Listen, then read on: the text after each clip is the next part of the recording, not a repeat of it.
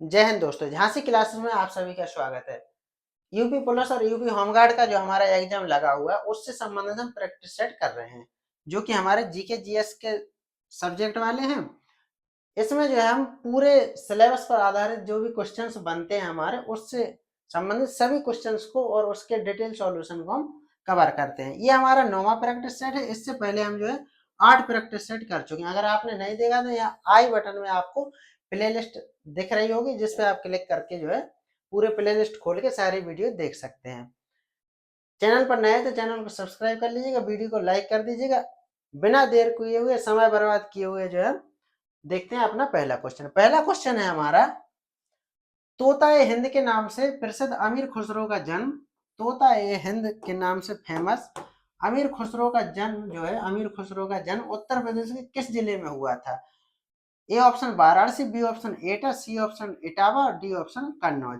इनका जो है जन्म एटा के कासगंज जिले, एटा जो है कासगंज जिला अब वर्तमान में जो है एटा में इनका जन्म हुआ था। एटा इसका सही उत्तर हो जाएगा हमारा। इन्होंने जो है 7 से अधिक सुल्तानों का कार्यकाल देखा, 7 से अधिक सुल्तानों का कार्यकाल देखा, अधिक सुल्तानों का कार्यकाल देखा, सुल्तानों का कार्यकाल देखा। इनका जन्म कब हुआ? तो बात करें इनके जन्म की, तो इनका जन्म जो है 1253 ईस्वी में हुआ था, 1253 ईस्वी में हुआ था। अमीर खुसरो जो है, अमीर खुसरो को, अमीर खुसरो को तबला व सितार का, सितार के आविष्कार का श्रेय जाता है, के आविष्कार का श्रेय जाता है। तो इसका सही उत्तर जो हमारा एटा हो जाएगा। देखते हैं अगला क्वेश्चन। अगला क्वेश्चन है हमारा, अगला क्वेश्चन है हमारा, प्रसिद्ध सांची का स्तूप किस मौर्य शासक के ने बनवाया था?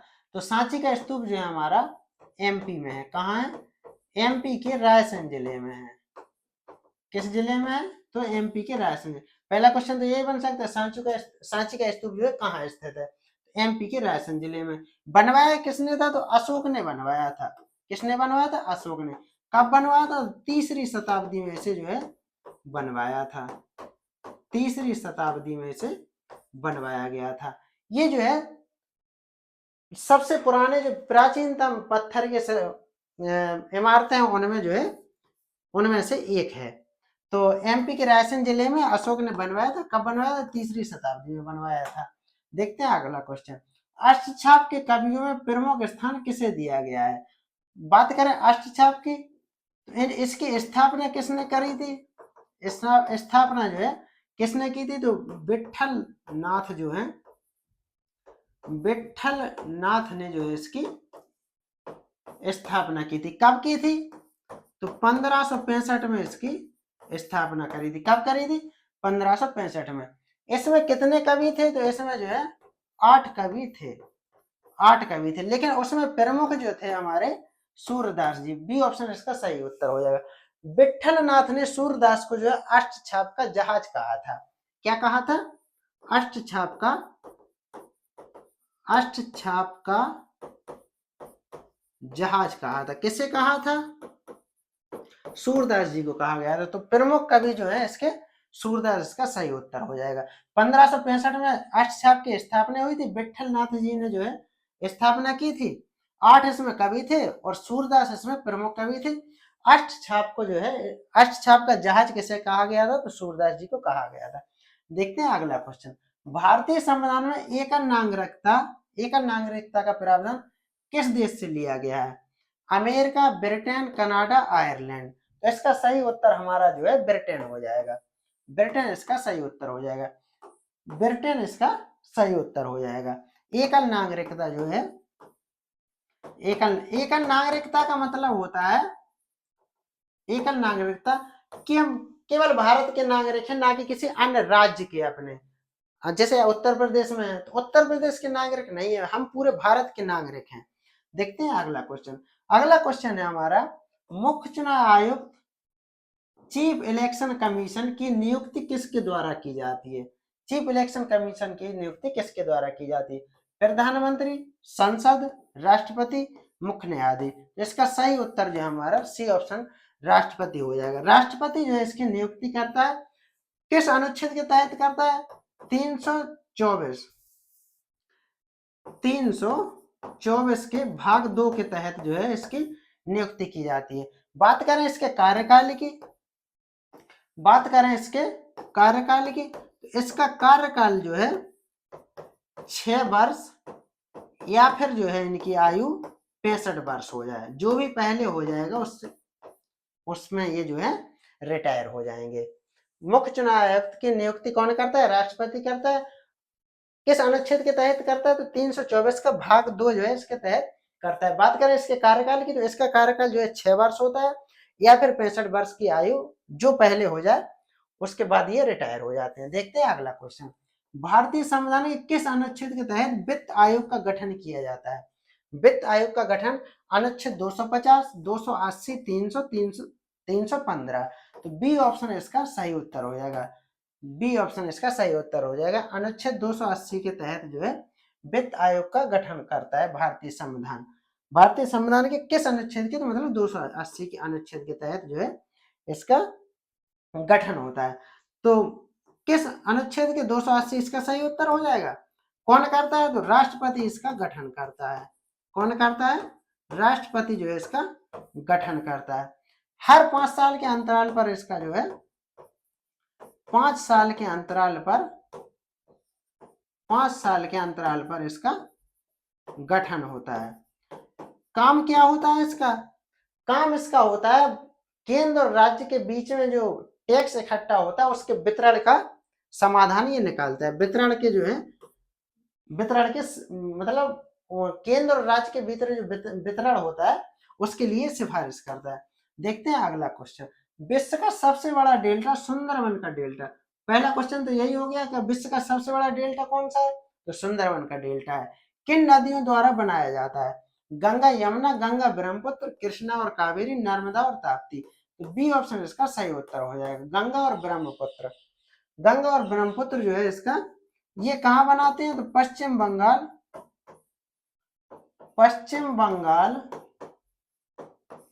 पश्चिम बंगाल में बनाते हैं।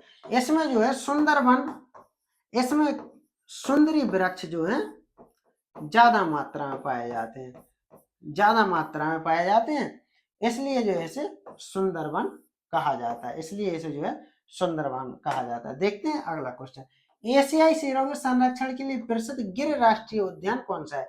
गिर राष्ट्रीय उद्यान किस लिए फेमस है? तो एशियाई शेरों के संरक्षण के लिए फेमस है। कहाँ स्थित है? तो गिर जो है गुजरात में स्थित है। किस लिए फेमस है? तो एशियाई शेरों के संरक्षण के लिए फेमस है। इसे जो है कब राष्ट्रीय उद्यान का दर्जा प्राप्त हुआ था? तो 1975 में इसे जो है राष्ट्रीय उद्यान का दर्जा प्राप्त हुआ था। देखते हैं अगला क्वेश्चन है हमारा, वायुमंडल की आर्द्रता मापने के लिए किस यंत्र का प्रयोग किया जाता है? Barometer, hygrometer, lactometer, hydrometer.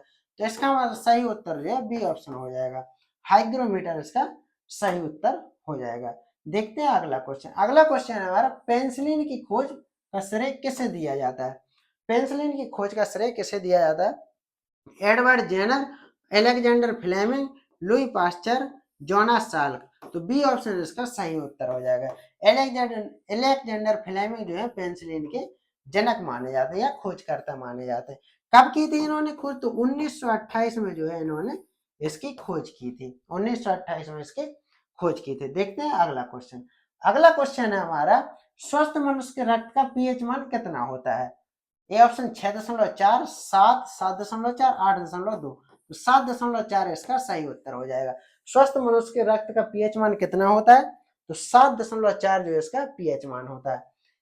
ये पीएच मान जो कैसा होता है? तो ये पीएच मान थोड़ा क्षारीय होता है। कैसा होता है? क्षारीय होता है।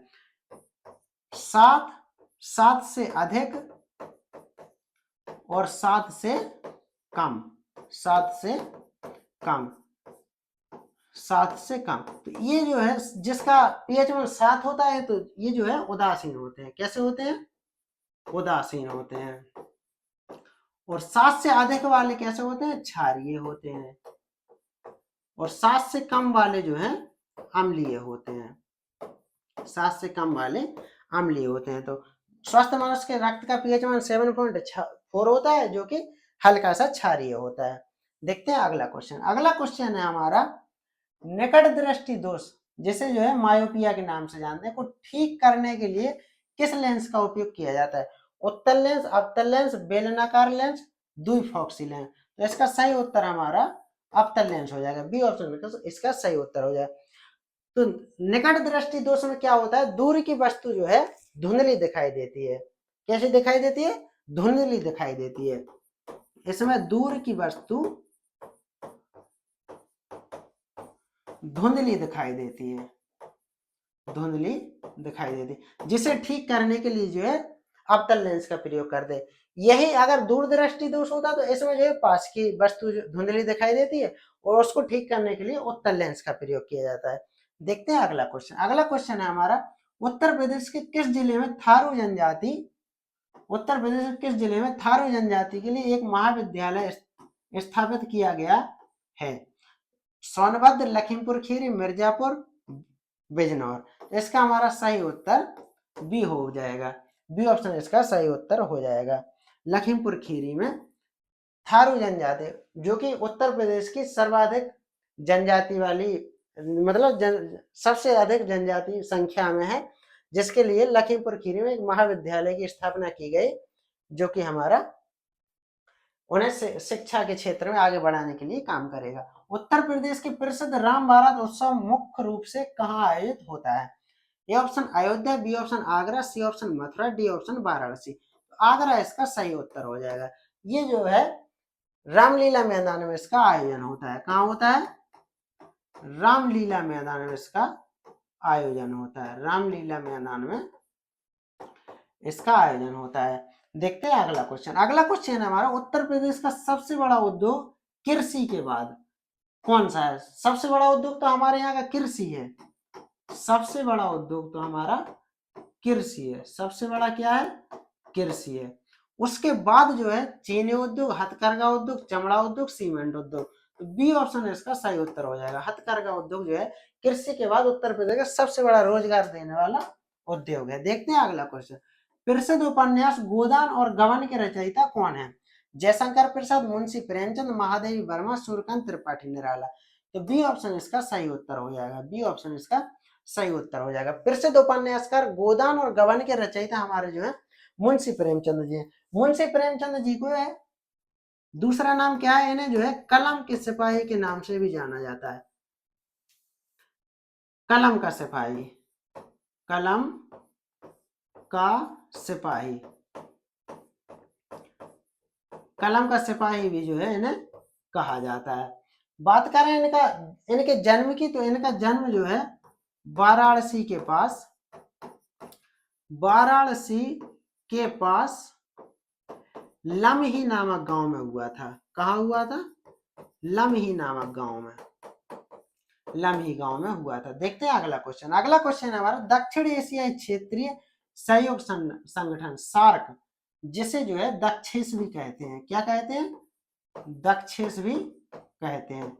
इसकी स्थापना की बात करें तो 1985 में इसकी स्थापना हुई थी। बी ऑप्शन इसका सही उत्तर हो जाएगा। 1985 में कब हुई थी? तो ये जो है 8 दिसंबर 1985 को कहाँ हुई थी? तो इसकी जो है ढाका में हुई थी। ढाका में हुई थी। बात करें इसके मुख्यालय की, मुख्यालय की बात करें तो मुख्यालय जो इसका काठमांडू में है। काठमांडू में इसका मुख्यालय है। दक्षिण एशिया क्षेत्रीय सहयोग संगठन सार्क जिसे कहा जाता है, जिसका दूसरा नाम दक्षेस भी है। इसकी स्थापना की बात करें तो 1985 में इसकी स्थापना हुई थी। 8 दिसंबर 1985 को स्थापना हुई थी। कहाँ हुई थी? ढाका में हुई थी। अगर बात करें मुख्यालय की तो काठमांडू में जो है इसका मुख्यालय है। काठमांडू कहाँ है? तो काठमांडू जो है नेपाल में है। देखते हैं अगला क्वेश्चन। अगला क्वेश्चन है हमारा ऑपरेशन फ्लड का संबंध निम्नलिखित में से किससे है? ऑपरेशन फ्लड का संबंध किससे? बाढ़ नियंत्रण, दुग्ध उत्पादन, सिंचाई व्यवस्था, मत्स्य पालन। तो बी ऑप्शन इसका सही उत्तर हो जाएगा। बी ऑप्शन इसका सही उत्तर हो जाएगा। दुग्ध उत्पादन से संबंधित जो है ऑपरेशन फ्लड है। बात करें इसके जनक की, तो इसके जनक जो है लुई पास्चर। लुई पास्चर जो है, सॉरी वर्गीज कुरियन।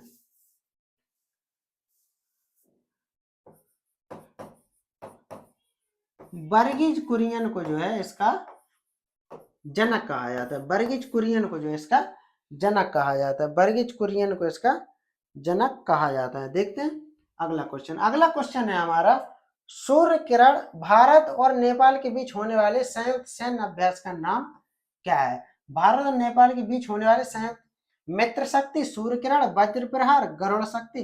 तो इसका ऑप्शन हमारा सही उत्तर बी ऑप्शन हो जाएगा। सूर्य किरण इसका सही उत्तर हो जाएगा। देखते हैं अगला क्वेश्चन। अगला क्वेश्चन है हमारा, भारत का पहला अमृत सरोवर उत्तर प्रदेश के किस स्थान पर बनाया गया है? रामपुर पटवाई, वाराणसी, लखनऊ, नोएडा। इसका सही उत्तर हमारा रामपुर पटवाई हो जाएगा। रामपुर के पटवाई ग्राम में, रामपुर के पटवाई ग्राम में। पटवाई जो है गांव का नाम है, रामपुर जिले का नाम है, उत्तर प्रदेश में स्थित है। देखते हैं अगला क्वेश्चन। 2016 में विमुद्रीकरण नोटबंदी के दौरान भारत के प्रधानमंत्री कौन थे? Doctor Manmohan Singh, Narendra Modi, Atal Bihari Vajpayee, PV Narasimha Rao. तो इसका सही उत्तर हमारा बी ऑप्शन नरेंद्र मोदी हो